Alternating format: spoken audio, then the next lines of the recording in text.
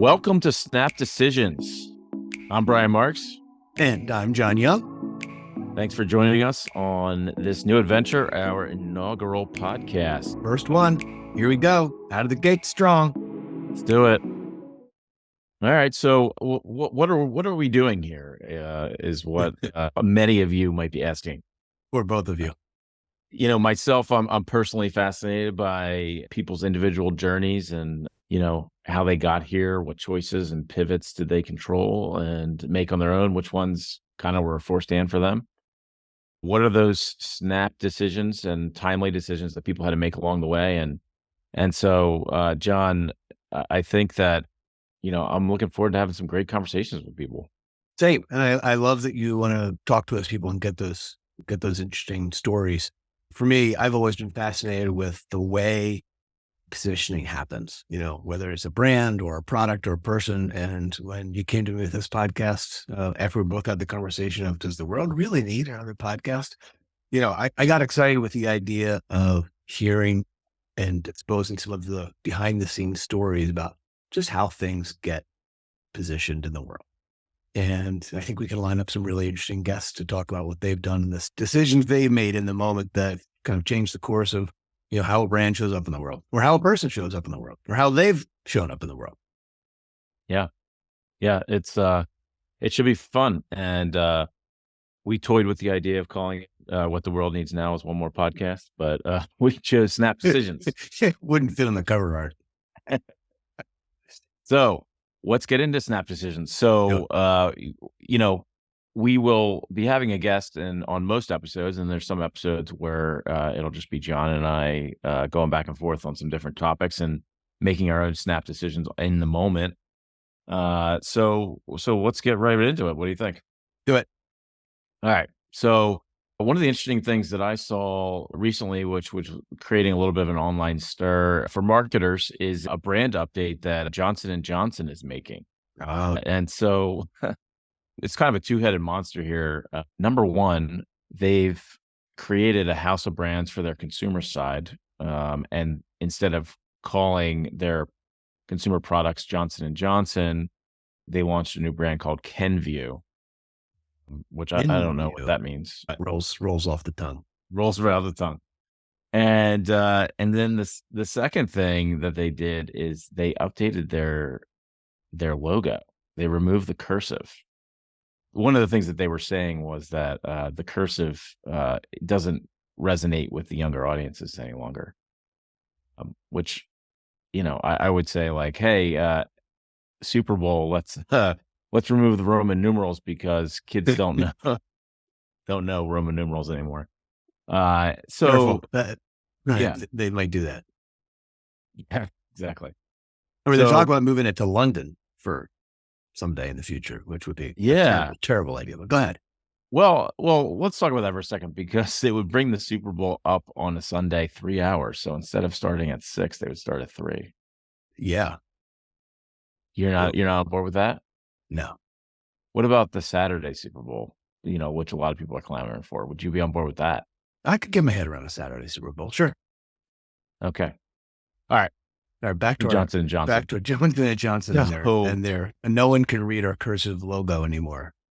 Yeah. And so one of the things that they're trying to do is they're trying to go all in on the healthcare market, I think on the B2B side of things. And, I think that really just giving up their brand equity on the consumer side is, it really makes me scratch my head a little bit. I mean, a lot of us resonate with, their consumer products like, the Johnson & Johnson baby shampoo, which, we all, bathed our kids in growing up, and there's a connection there, and they're just kind of giving that away and throwing in this shadow Kenvue brand. I think is a little bit of a head scratcher for me. And then saying, I haven't read a lot about this, but they're going to do Kenvue still has Johnson & Johnson on it, with the idea that they'll phase out the Johnson & Johnson brand, correct? That's correct. Okay. Yeah. As Kenvue builds equity with audiences. But we'll wait 150 years for that. Yeah. So it's really interesting to see a brand take some left turns like this. I'm all for brands branching out and extending their reach a little bit. My question for you, John, to put you on the spot, do you think that brand marketers get caught up talking to themselves when they walk away from the equity that's been built up over decades and decades and centuries in some cases? Yes, that happens often, but let me put it back to you. In this particular Johnson and Johnson case, what do you think? Good idea, bad idea? It's a big risk, and to trust that people will be able to recognize your brand more when you change it after everybody knows what you are is that's where I'm really scratching my head, because in today's crowded space and environment, you really need to think hard about mm, you know taking that for granted. Yeah. And you touched on something earlier, I think is critical, like 150 years of brand equity. That's a long time to build something. And then to pivot to have that be the thing that's facing, if I have this correct, that's the thing they're going to have facing a business to business audience. And they're going to create a whole new brand called Kenvue just for consumers. Yes, I think they sometimes brand marketers talk themselves into doing things differently for the sake of doing it differently. Um, I can't imagine why they didn't flip this. So there are 320 million Americans Yeah. who you might want to expose to, their brands, whether it's baby powder or baby shampoo or whatever else they sell, right? Easier to get those consumers, 330 million of them, to understand a new brand called Kenvue, or I don't know what the size of the medical professional B2B market is that they're going after. I have no idea, but I'm going to guess it's less than 320 million that are just going to keep going with Johnson and Johnson. So I don't understand why they did it that way. Why didn't they keep Johnson and Johnson for the consumer side and create a brand for Kenvue to a much smaller audience? Because the sheer investment it takes is astronomical. Yeah.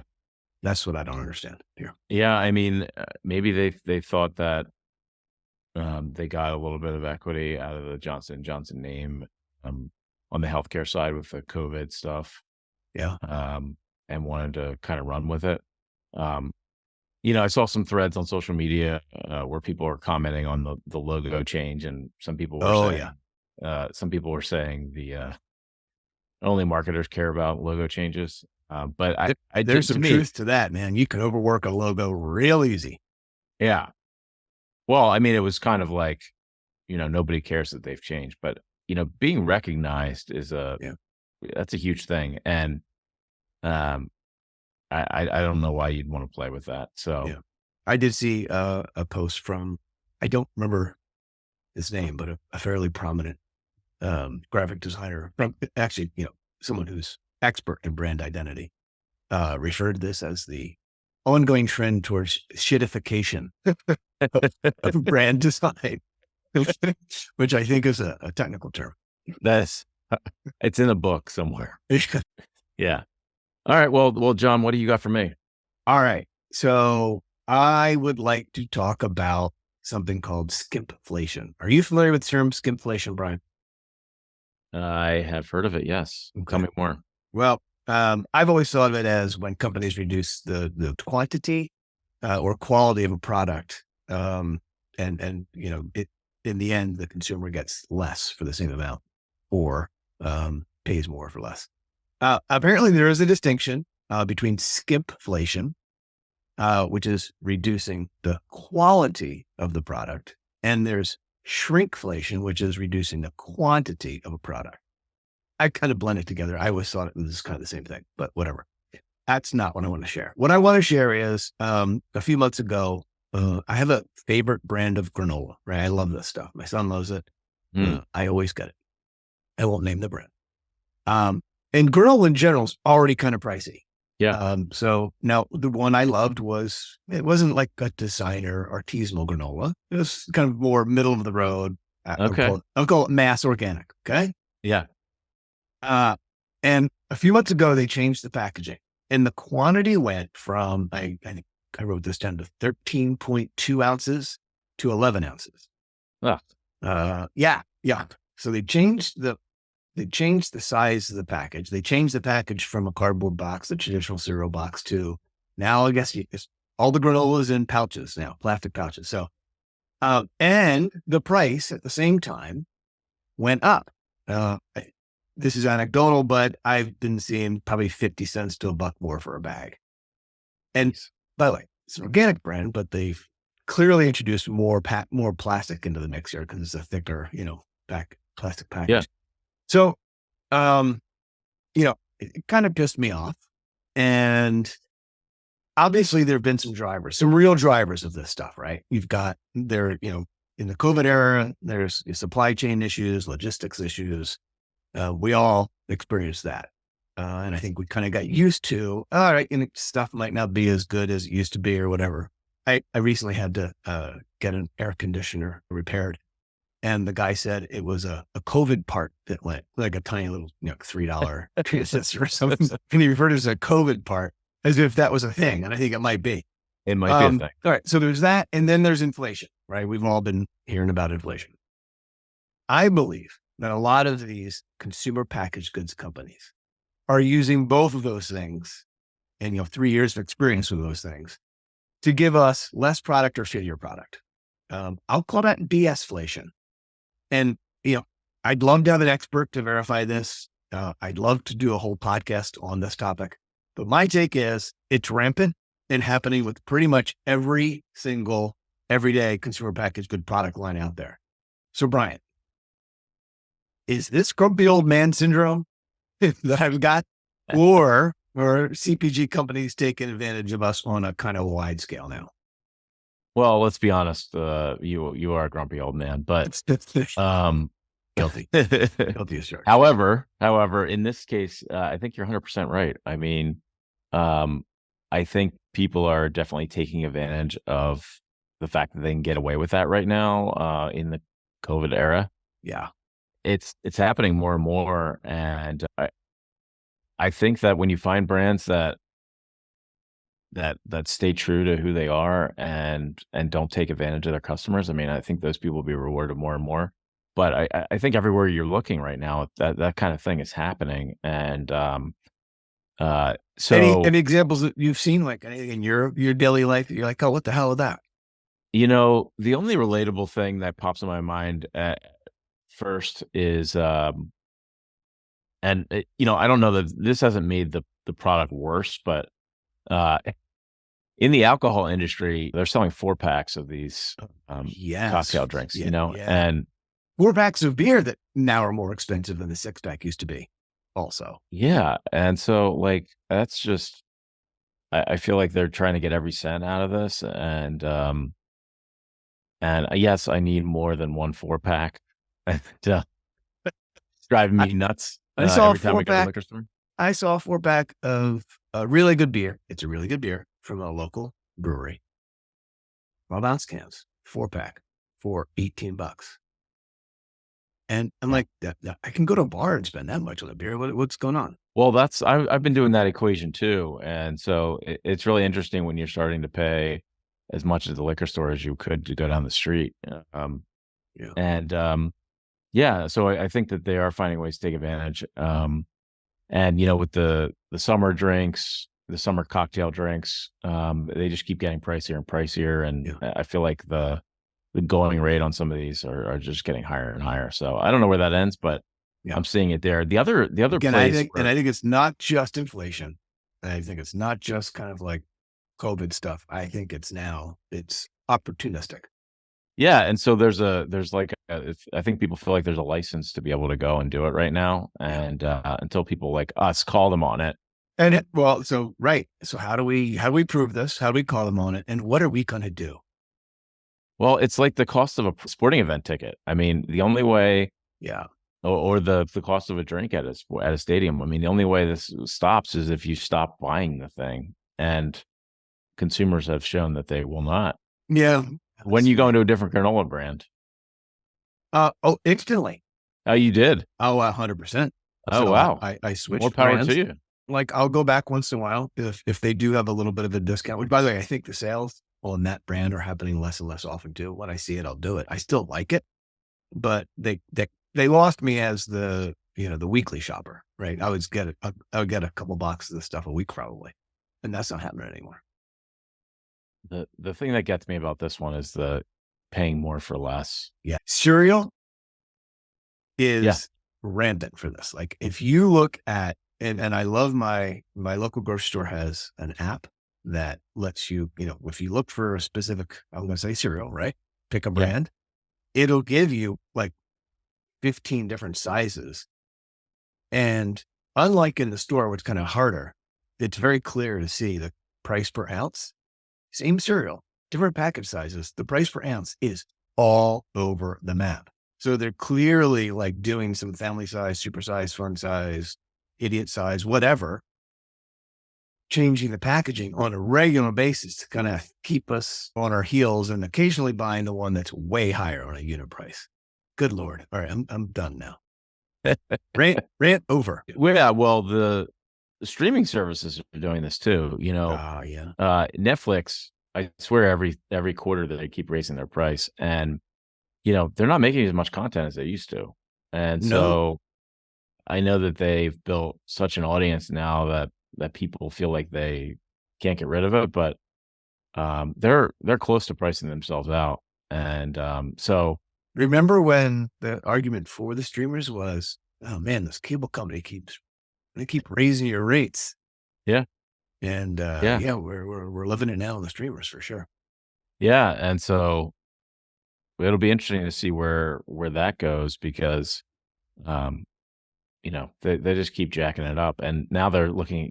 They have lower tiers now with ads, and Yeah. they're kind of taking some of the value out that they brought in, and so we'll see what happens. But it's happening everywhere, which is um, it's a little disappointing. Yeah. All right. Well, I would like to find an expert who maybe could help us figure out how to measure it, how to evaluate it, how to stay away from it, and maybe how to, start a movement to combat it. Let's Yeah, do let's it. keep talking about it. Let's make that happen. All right. Well, our we want to introduce a new segment called Everything's a uh, new segment for us right now. This is our first every, episode. it's all a new segment. Uh, and so in hopes of bringing on great guests as we move forward, we are calling this segment "Dear Hopelessly Unattainable Guest," and this segment, To be clear, we do have some good guests lined up. yes, yes, these are moonshots, though. Moonshot. This could be a letter to Oprah, Oh or God, you took mine. oh yeah. No, I'm kidding. Well, maybe not. But go ahead. Who are you after? Who's your So moonshot? my first dear hopelessly unattainable guest is Tim Cook, the CEO of Oh, Apple. You might have heard of him. You know who he is? yeah, yeah. That name rings a bell. I feel like he would fit in great on an episode of Snap Decisions, and He's made a lot of snap decisions since taking over. Sure. a little Yeah. bit, yeah, Yeah. yeah. So why not bring him in for a fireside chat? Dear Tim Cook. All Dear right. Tim Cook. All Do it, right, Brian. so What's your pitch? so let's get into that. So this is my letter to Tim Cook to join us on a future episode. Dear Tim Cook, congratulations on the launch and success of the iPhone 15. As usual, Apple finds a way to move the mobile industry forward with innovative technology, including the new titanium frame, the removal of the mute button, and the transition to USB-C charging. Kudos. You are the type of leader that demonstrates how to navigate change, user behaviors, and how to take the right risks. As such, my podcast partner, John Young, and myself cordially invite you to our new series, Snap Decisions, a melting pot of marketing conversation that talks about the choices that you have made that have created your path to get to today. We'd be delighted to have you as our guest. You can expect to reach dozens and further help you get the word out about your amazing products. It would be an honor to hear about your background at IBM and Compaq, and also hear about the great Steve Jobs and how he got you to Apple. How have you made your own mark and gotten out of your comfort zone to lead the biggest company in the world? What are your biggest marketing challenges? How does a brand like Apple stay ahead of consumers and continue to find ways to provide tools and technology they so desire? What is your favorite color? All this and more. We're fascinated by your story and want to talk. Please join us, Tim. You won't regret it. Sincerely, the Snap Decisions team. What do you think? You think he's going to come on? Dear Brian Marks, thank you so much for reaching to speak to our CEO, Tim Cook. Can Unfortunately, reply. Yeah. dot, dot, dot. No, I love it. I think, a little long. I'm not sure how that's going to fit into a tweet that might capture his attention and get some pickup. But hey, I love the long form letter. I'm a big fan of long form copy when done well. So, yeah, let's send that off. Yeah, I think Tim would be just to be able to show that we care about him and Yeah. provide some better context there instead of just tweeting at him. So we'll All right. see. Maybe he'll be on in the future. Okay. Cool. Um, is this a good time for me to tee up and promote our actual first guest at our next podcast? Sure, go for it. All right, cool. I'm not gonna say a whole lot, but I will just tease that we are going to be interviewing the man I consider to be the biological father of Ted Lasso. Hmm, that sounds Mhm. interesting. Yeah, I'm gonna leave it at that. That's a tease. Okay, Yeah. So, but we've got that person joining us. can't wait to talk to him. I'll have to ask him about some snap decisions. That will be interesting. All right. All right. Well, that was your mission, right? To have interesting people and ask them to tell us about their stories and the pivots they've made. So we'll fire that up with Ted Lasso's biological father. Believe. Believe. Believe it. All right. Well, thanks for joining us on the first episode of Snap Decisions, and we hope to see you next time. Yeah. Thank you. And Brian, thank you for getting this going. You're the man. Thanks for joining me. Bye. Bye.